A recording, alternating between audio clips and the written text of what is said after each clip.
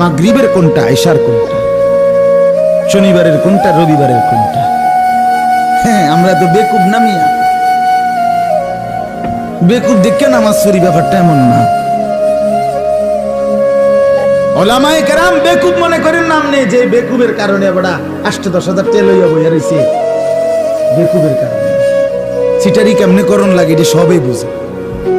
বাটপারি কেমনে করতে হয় এটা না বুঝার কি আছে? আরেক সিটারের লগে সপ্তাহখানিক থাকলেই তো এটা বুঝন যায়। না বুঝার কি আছে? কি হুজুর কোন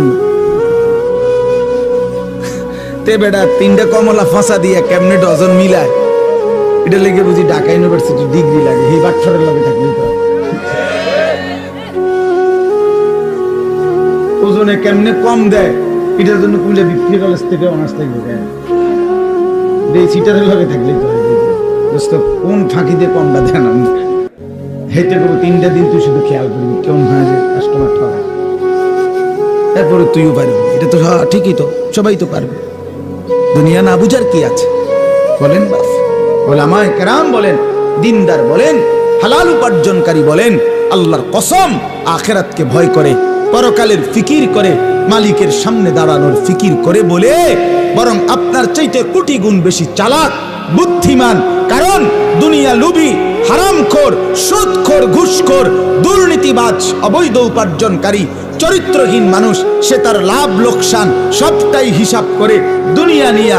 এক ইমানদার তার পরিকল্পনা আরো সামনে, তার টার্গেট আরো সামনে, তার বুদ্ধি বিবেচনা আরো সামনে। সে টার্গেট করে জান্নাত পর্যন্ত। সে বুঝে আমি এখানে থামলে হবে না, আমাকে কবরে যেতে হবে। আমি কবরে থামলে হবে না, আমাকে হাসরের মাঠে যেতে হবে। আমি হাসরের মাঠে থামলে হবে না, আমাকে মিজানের পাল্লার কাছে যেতে হবে। আমি মিজানের পাল্লায় থামলে হবে না, আমাকে ফুলসিরাতে যেতে হবে। আমি ফুলসিরাতে থামলে হবে না, আমাকে জান্নাতে ঢুকতে হবে।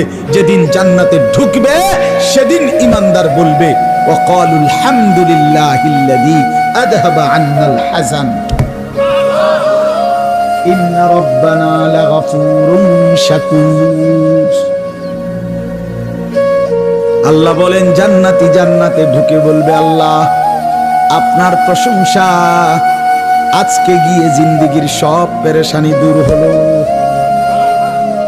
ওয়াকালুল হামদুলিল্লাহিল্লাযী আযহাবা আন্নাল হাযান, চিন্তা সব দূর হয়ে গেল।